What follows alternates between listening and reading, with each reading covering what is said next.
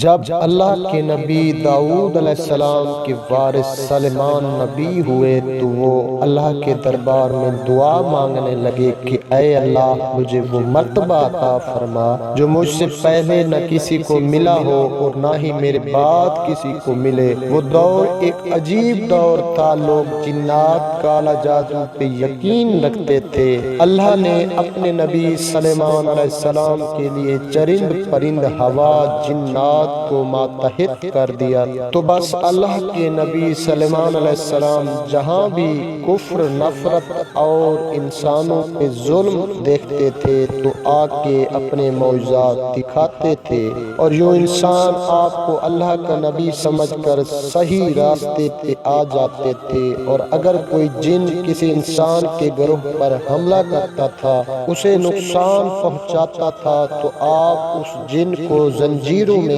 قید کر دیتے تھے اور آپ کا تخت فضا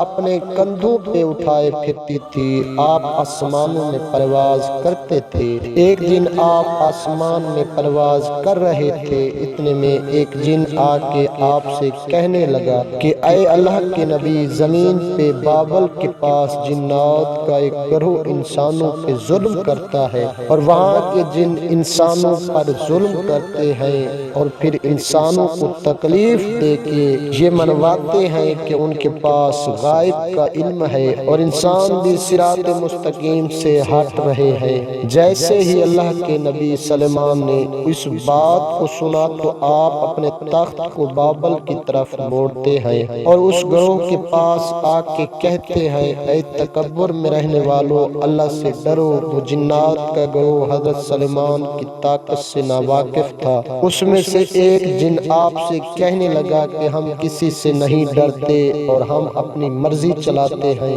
اور اس کے قبائل کے کچھ جن حضرت سلیمان علیہ السلام کے چاروں طرف سے آ جاتے ہیں اور کہتے ہیں اگر تو واقعی سچا ہے تو ہمیں قید کر کے دکھا۔ تو بس اللہ کے نبی سلیمان علیہ السلام جیسے ہی اپنی عصا ان جنات کی طرف کرتے ہیں تو ہوا اور مٹی کا ایک عجیب طوفان اٹھتا ہے اور زمین کو چیر کے لوہا نکلتا ہے اور زنجیروں میں تبدیل ہو جاتا ہے، اور وہ زنجیریں ہر اس جن کی گردنوں پہ آ پڑتی ہیں۔ وہ تمام کے تمام جن زمین بوس ہو جاتے ہیں اور اللہ کے نبی سلیمان کے قدموں میں گر کے کہتے ہیں کہ آپ کون ہیں؟ پھر آپ فرماتے ہیں میں اللہ کے نبی داؤد کا بیٹا سلیمان ہوں، اور اللہ نے مجھے اس زمین پہ امن اور سلامتی کے لیے منتخب کیا ہے۔ اے گروہ جن، خبردار ہو جاؤ، اس زمین پہ فساد نہ پھیلاؤ ورنہ اللہ کا عذاب تم پر آ جائے گا۔ یوں وہ سارا گروہ حضرت سلیمان کی نبوت،